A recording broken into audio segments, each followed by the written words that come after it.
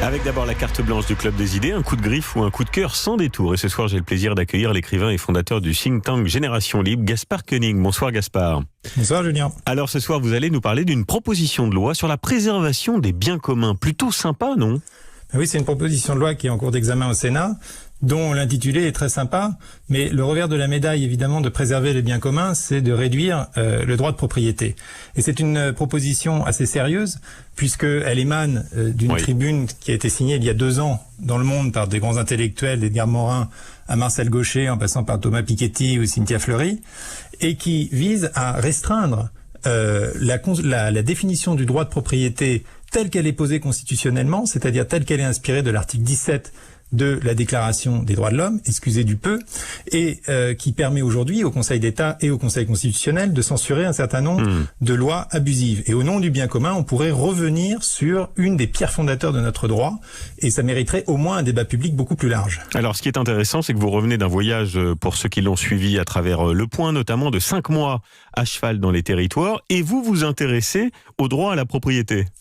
Oui, mais j'ai rencontré durant mon voyage des Français très généreux, très accueillants, puisque je demandais l'hospitalité, mais justement très attachés au droit de propriété, parlant beaucoup de problèmes de parcelles, de cadastre, rétifs aux intrusions administratives au nom de telle ou telle norme quand elles empiètent précisément sur leur terrain, sur leur territoire.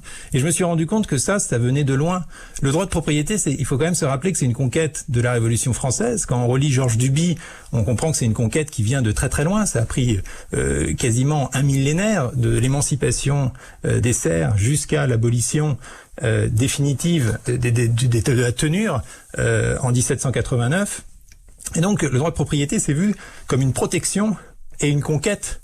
Et à l'inverse, empiéter sur le droit de propriété, c'est bien sûr le début des dérives totalitaires, car qui définit le bien commun sinon le politique ? Mais réglementer, Gaspard Koenig, le droit de propriété, ça fait sens quand même face aux nouveaux défis que sont le climat ou les crises sociales. Bien sûr, je n'ai rien contre le bien commun. Jean Tirole a écrit Une économie du bien commun. Les premiers biens communs ont d'ailleurs été posés par Adam Smith. Mais justement, c'est la régulation, la nécessaire régulation, qui est la sœur jumelle du droit de propriété. Une chose, c'est de réguler l'utilisation de la propriété. L'autre chose, c'est de s'emparer de la propriété en limitant la définition.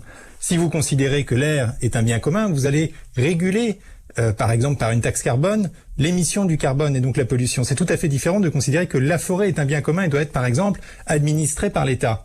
Et c'est d'ailleurs l'affirmation de la propriété qui permet d'y attacher des devoirs. Pour revenir à mon voyage, j'avais été particulièrement frappé par la différence de gouvernance entre les chemins allemands et les chemins français. En Allemagne, où l'organisation ordolibérale sacralise le droit de propriété, les chemins dans les forêts sont des chemins ouverts. Vous avez un droit de passage partout. Pourquoi ? Parce qu'on considère que la propriété oblige. Dans la constitution allemande, il est dit que Eigentum verpflichtet.